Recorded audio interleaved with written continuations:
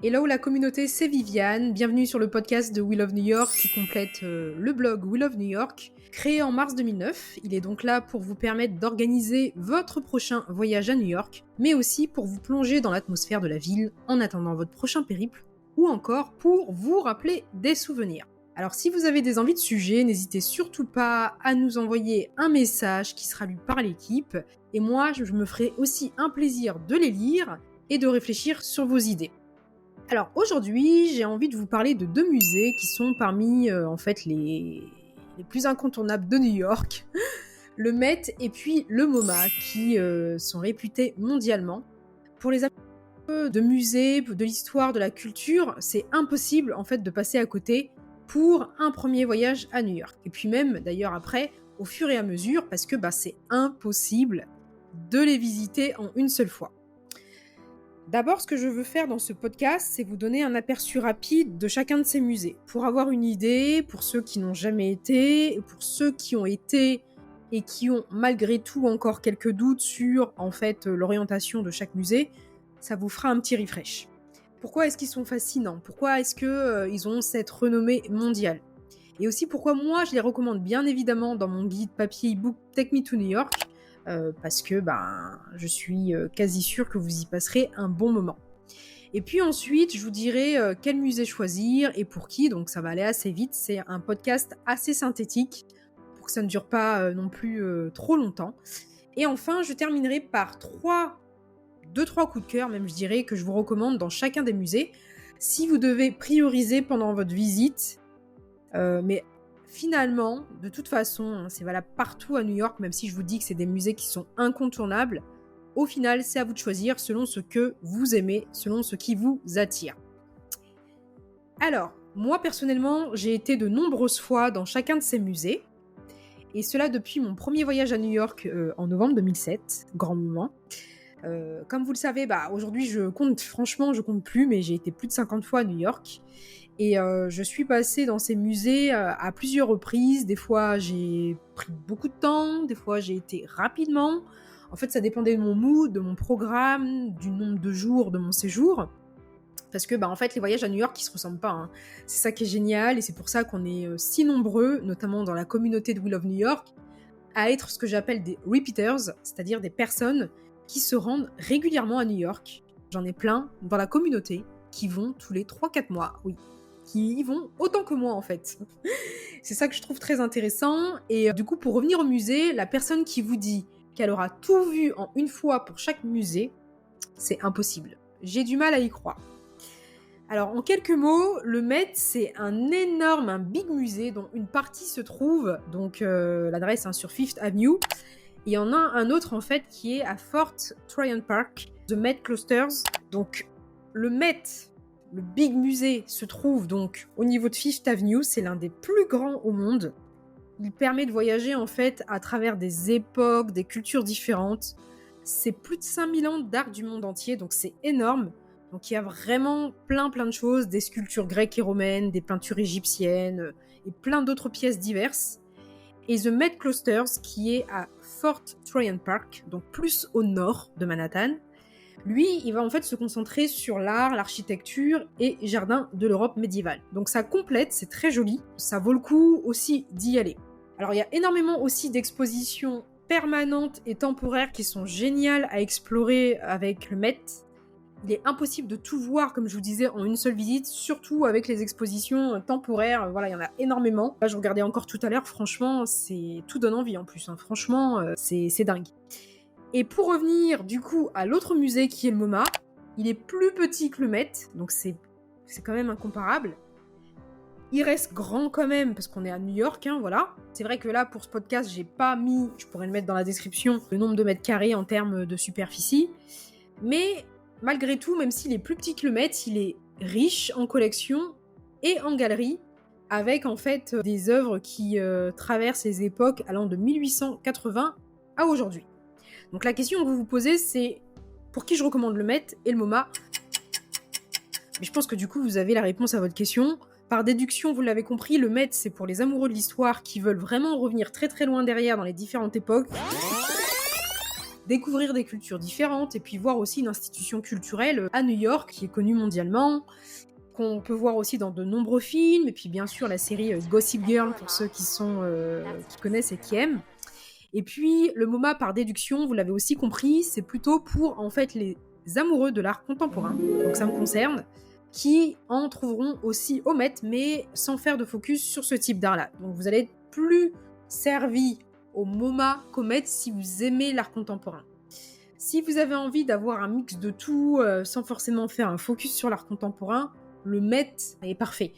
Mais dans tous les cas, c'est vrai que le Met, ça reste quand même une institution culturelle qui a plus de poids que le MoMA. Si vous avez des discussions, soit avec des New-Yorkais, des locaux, j'en ai déjà eu, que vous avez des discussions avec des gens qui sont passionnés par l'art de toute époque, le Met, quand même, c'est le nom du musée qui va ressortir énormément.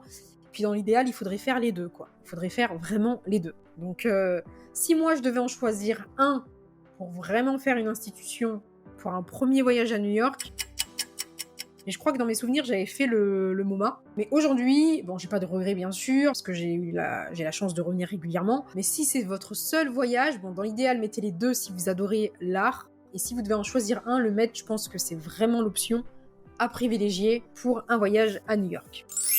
Alors, comment visiter le Met et puis le MoMA ? Déjà, je vous ai dit, vous ne pourrez pas tout faire, surtout pour le Met. Ce que vous pouvez faire, ça c'est une technique que je trouve plutôt intéressante, même pour l'AMNH, le musée d'histoire naturelle, c'est que vous pouvez en fait faire un tour complet, un rythme soutenu pour le plus de salles de galeries possible, dans leur environnement, avoir un coup d'œil, voir comment elles sont présentées, mais genre à un rythme soutenu quoi, voilà, sans pour autant faire un marathon. Hein. Et ensuite, ce que vous faites, c'est que vous revenez sur les lieux, les galeries, les salles qui vous donnent envie en fait. Et ça, il faut le préparer idéalement avant avec chaque carte du musée en ligne. Vous les avez, en fait, elles sont en plus interactives sur le site du Met et du MoMA. Allez voir, en fait, ces cartes-là et dites-vous, ben tiens, en plus, ils donnent les descriptions des différentes ailes, des différentes galeries.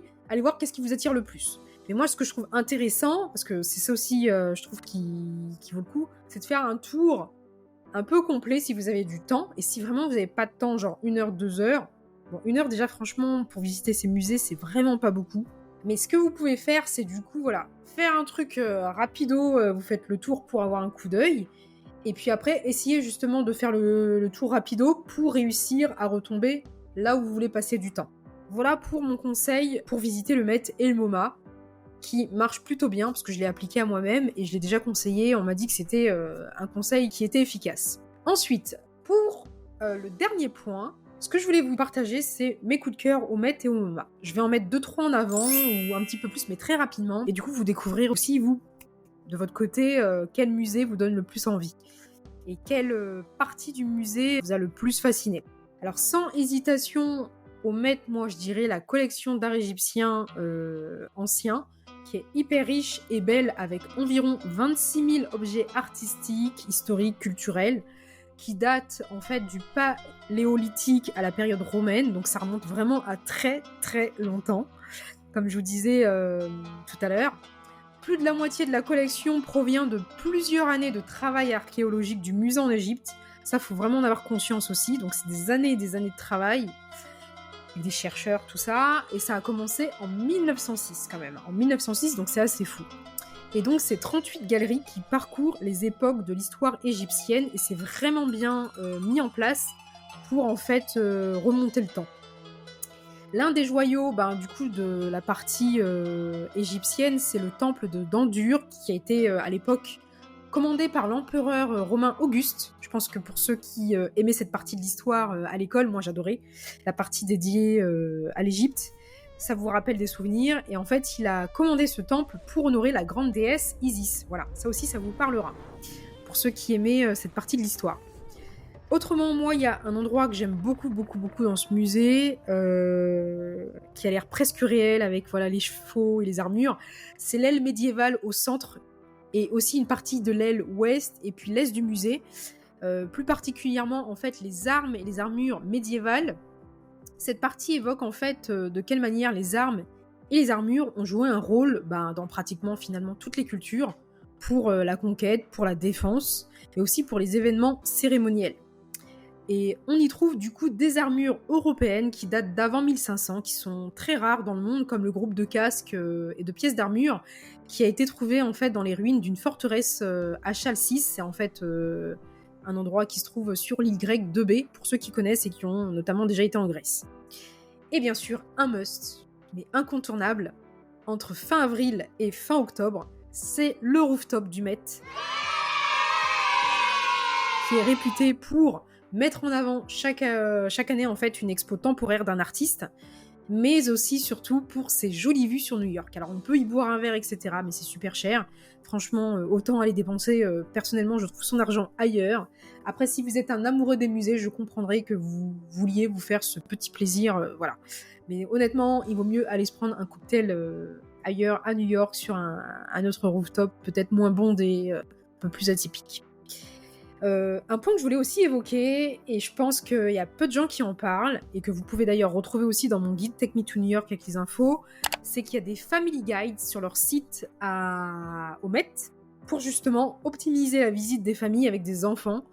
C'est vachement bien fait, avec voilà, les différentes entités du musée, et aussi des infos pratiques, notamment sur voilà, pour les poussettes, les toilettes, tout ce genre de choses, quoi. Je vous mets le lien dans le livret en fait, qui accompagne mon guide Take Me to New York et qui est mis à jour régulièrement, pour ceux qui ont déjà acheté le guide. Revenons-en au MoMA, qui est plutôt un musée où j'ai plutôt des coups de cœur pour des œuvres, pas forcément, on va dire, des espaces, comme pour le Met. Je vous conseille, surtout pour le MoMA, c'est ça que j'aime beaucoup au MoMA, c'est les expositions. Il y a vraiment des expos, pareil, qui sont top, qui, moi, me parlent beaucoup plus aussi que celles du Met, parce que c'est focus sur l'art contemporain. Et je vous conseille vraiment de regarder les expos qui vous donnent envie, parce que c'est des belles expos sur plusieurs mètres carrés, hein, donc il faut prendre le temps aussi de regarder, etc. Et au niveau des œuvres, alors il y a bien sûr, ça c'est un classique, c'est La Nuit étoilée de Van Gogh, qui est au 5e étage. C'est impossible de faire une visite au MoMA sans y passer. La première fois en tout cas. La danse de Henri Matisse, au 5e aussi, et puis il y en a plein d'autres, le portrait de Frida Kahlo, de Jacob Lawrence. Il y a aussi le classique que j'aime beaucoup, c'est Campbell's Soup Cans d'Andy Warhol au 4e. Voilà, donc vraiment le MoMA, c'est pour les amoureux de l'art contemporain, si vous voulez vraiment en prendre encore plus les yeux, et que le MoMA, vous ne pouvez pas y résister, faites les deux, vous allez kiffer. Vous ne voyez pas le temps passer là-bas. Et puis en plus, ce que j'aimerais ajouter, c'est que le MoMA et le Met, c'est vraiment deux bâtiments qui en fait sont aussi très attirants d'un point de vue architectural. Le MoMA, j'aime bien aussi la grande baie là, qui donne sur l'extérieur, voilà, la grande baie vitrée, pas loin de l'entrée. Vraiment, c'est deux endroits où on se sent bien, il y a une bonne atmosphère, voilà, on a envie d'y rester. Mais c'est impossible de tout faire en une seule fois. Même des gens qui vivent à New York, surtout pour le Met, ils vont assez régulièrement pour les fans de musées, etc., parce que c'est pas possible de tout faire, quoi. Voilà, la dernière partie que je voulais vous dire quand même, avant de finir ce podcast, parce que ça c'est quand même une partie importante, c'est où trouver les meilleurs prix. En fait, au Met, il faut savoir qu'avant, il y avait le système Pay as you wish, ça fait longtemps, hein, on pouvait donner ce qu'on voulait, $1 ou plus, même s'il y avait un tarif suggéré. Ça, c'est terminé. Aujourd'hui, en fait, le Pay as you wish, il fonctionne seulement pour les résidents de New York, et puis aussi les étudiants du New Jersey, de New York et du Connecticut. Voilà. Donc il n'y a aucune réduction, et tous les tickets individuels doivent être achetés directement sur leur site. Aucun pass de New York, je leur avais demandé, pour d'ailleurs nos clients par rapport au Mystery Pack, aucun pass de New York ne fonctionne pour le Met. En tout cas, à ce jour, à l'heure où je fais le podcast, ça n'a pas changé. En revanche, vous avez dans la description de mon podcast une réduction de 10% sur les entrées avec visite guidée. Je crois que c'est 1 heure, 1 heure et demie. Donc ça vaut le coup. C'est en fait le forfait qui est vendu sur d'autres sites que celui du Met. Le forfait avec l'entrée et une visite guidée avec un guide certifié passionné d'art. Et concernant le MoMA, là vous avez carrément une réduction de 10% que vous pouvez trouver dans la description. Donc c'est intéressant.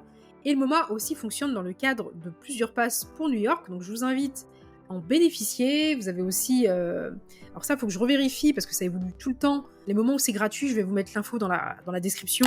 préfère toujours revérifier parce qu'à New York, ça bouge tout le temps. Ce qu'on croyait bon la semaine dernière peut changer la semaine qui arrive. C'est pour ça que même si, voilà, tous les jours je suis connectée aux infos par rapport à New York, je préfère toujours me renseigner avant de partager une info parce que ça peut changer. Voilà, tout simplement. Donc vous avez une réduction de 10% pour le moment et aussi 10% sur tous les passes qui se trouvent dans les liens se trouvant dans ma description. Voilà, du coup j'espère que ce podcast vous aura plu. J'ai essayé de vous partager au mieux mon expérience grâce aussi au fait que au quotidien on vous accompagne à travers We Love New York, donc on est hyper au courant. Comme vous le savez, je reste en permanence connectée à New York avec l'équipe, même quand je n'y suis pas. Et c'est pour ça que je suis vraiment très très contente de vous partager un max d'infos qui vous feront gagner du temps. Et puis bien sûr le mot de la fin, c'est n'oubliez pas votre guide Take Me to New York en version papier ou e-book pour visiter autrement New York et à travers mes pas lors de votre prochain périple. Prenez soin de vous et n'hésitez pas à laisser une note de 5 sur le podcast pour nous encourager, nous envoyer de la force pour pouvoir enregistrer les prochains épisodes. À très bientôt. Prenez soin de vous. Bye.